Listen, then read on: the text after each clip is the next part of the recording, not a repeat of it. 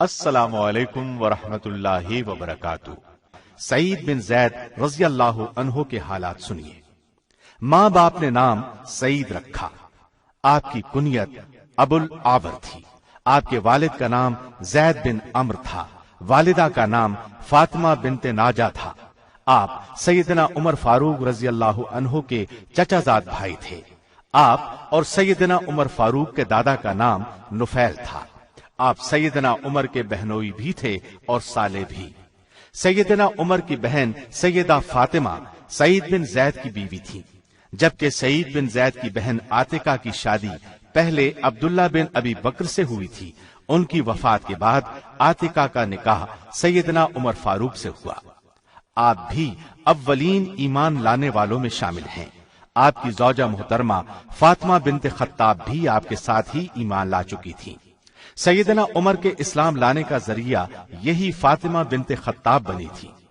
سیدنا سعید بن زید عالم فاضل صحابی تھے۔ اسلام کے غازیان میں ان کا شمار ہوتا ہے۔ غزوہ بدر کے موقع پر قریش کے قافلے کی خبر لانے کے لیے نبی صلی اللہ علیہ وسلم نے آپ اور زبیر بن عوام کو بھیجا تھا۔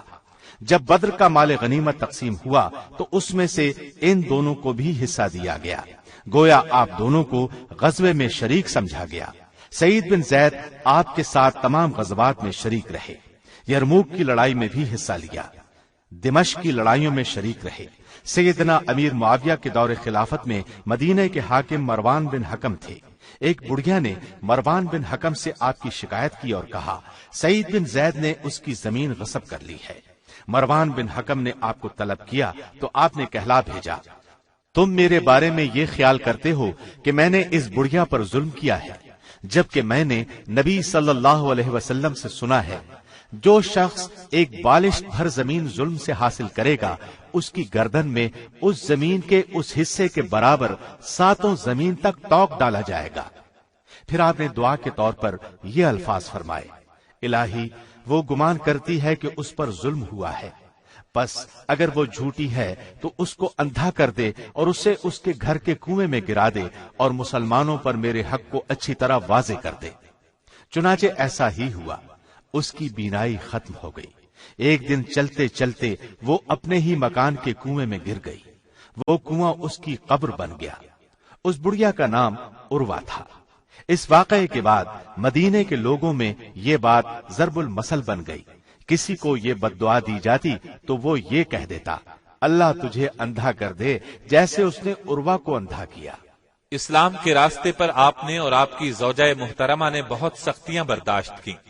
ابتدا میں دونوں نے اپنے اسلام کو چھپا کر رکھا تھا۔ سیدنا زید کے بہنوئی عمر فاروق اس وقت اسلام کے سخت خلاف تھے، مسلمانوں پر سختیاں کرتے تھے۔ ایک دن آپ نے سوچا کیوں نہ وہ رسول اللہ کو قتل کر دیں تاکہ اصل جھگڑا ہی ختم ہو جائے۔ اس ارادے سے نکلے، ننگی تلوار ہاتھ میں تھی۔ راستے میں انہیں نعیم بن عبداللہ ملے۔ انہوں نے پوچھا، عمر ننگی تلوار ہاتھ میں لیے کہاں جا رہے ہو؟ آپ نے فوراً کہا، محمد کو قتل کرنے جا رہا ہوں۔ یہ سن کر نعیم بن عبداللہ نے کہا، اگر تم محمد کو قتل کر دو گے تو بنی ہاشم اور بنو زہرہ سے کیسے بچو گے؟ یہ سن کر سیدنا عمر نے کہا، میرا خیال ہے تو بھی بے دین ہو چکا ہے، جس دین پر تو تھا اس کو چھوڑ چکا ہے۔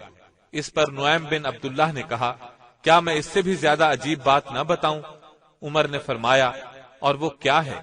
نعیم بن عبداللہ نے فرمایا، تمہاری بہن اور بہنوئی دونوں بے دین ہو چکے ہیں، میرا مطلب ہے وہ دونوں مسلمان ہو گئے ہیں، تم جس دین پر ہو اس دین کو وہ چھوڑ چکے ہیں۔ یہ سن کر سیدنا عمر غصے میں بھر گئے اور بولے، تب پھر پہلے ان کا کام تمام کروں گا۔ اب وہ تلوار ہاتھ میں لیے اپنے بہنوئی سعید بن زید کے گھر کی طرف چلے۔ چہرہ مارے غصے کے سرخ تھا۔ گھر کے دروازے پر پہنچے، دروازہ اندر سے بند تھا۔ دروازے پر دستک دی، ساتھ ہی بلند آواز میں بولے، دروازہ کھولو۔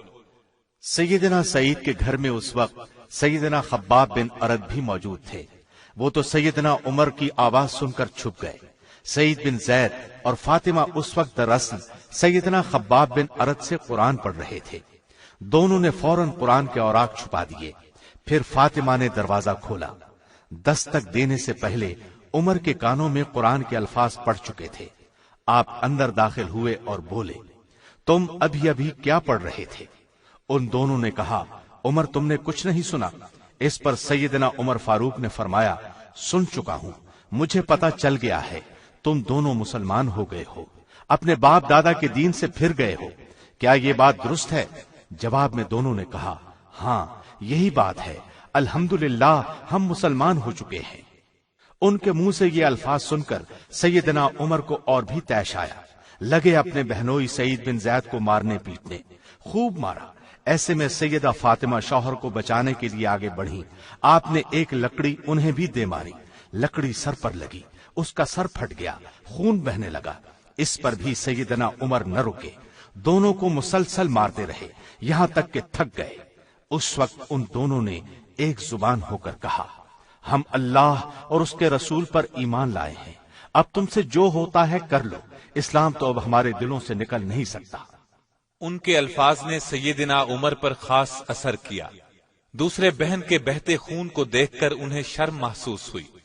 نرم الفاظ میں بولے اچھا تم جو پڑھ رہے تھے مجھے دکھاؤ۔ سیدنا فاطمہ نے اوراق ان کے ہاتھ میں دے دیے، ان پر سورہ طٰہٰ لکھی ہوئی تھی۔ پڑھ کر بولے کس قدر عمدہ اور اعلیٰ درجے کا کلام ہے۔ یہ الفاظ سن کر سیدنا خباب بن ارد بھی اپنی جگہ سے نکل کر سامنے آ گئے اور بولے اے عمر، میں نے کل ہی رسول اللہ کو یہ دعا کرتے سنا ہے الہی ابو الحکم بن حشام یا عمر بن خطاب کے ذریعے سے اسلام کو قوت اور عزت عطا کر۔ مجھے امید ہے نبی صلی اللہ علیہ وسلم کی یہ دعا آپ کی صورت میں پوری ہوگی۔ آئیے عمر اللہ کی طرف آئیے۔ اس پر سیدنا عمر نے فرمایا مجھے محمد کے پاس لے چلو۔ اس طرح سعید بن زید اور ان کی زوجہ محترمہ سیدہ فاطمہ سیدنا عمر کے اسلام لانے کا سبب بنے اور اسلام کو طاقت حاصل ہوئی۔ 50 اور 55 ہجری کے درمیان عقیق کے مقام پر آپ نے انتقال فرمایا۔ عبداللہ بن عمر اور سعد بن ابی وقاص نے آپ کو غسل دیا اور انہی دونوں نے قبر میں اتارا۔ آپ کے جسم سے خوشبو نکل رہی تھی۔ نماز جنازہ عبداللہ بن عمر نے پڑھائی۔ آپ لوگوں کو رسول اللہ کی یہ حدیث سنایا کرتے تھے، جو شخص اپنا مال بچاتا ہوا مارا جائے وہ شہید ہے، جو شخص خود کو بچاتا ہوا مارا جائے وہ شہید ہے، جو آدمی اپنے دین کو بچاتا ہوا مارا جائے وہ شہید ہے، اور جو اپنے اہل کو بچاتا ہوا مارا جائے وہ بھی شہید ہے۔ اللہ تعالیٰ کی آپ پر ہزارہا رحمتیں ہوں۔ Thanks for watching. Don't forget to like, comment, share and subscribe to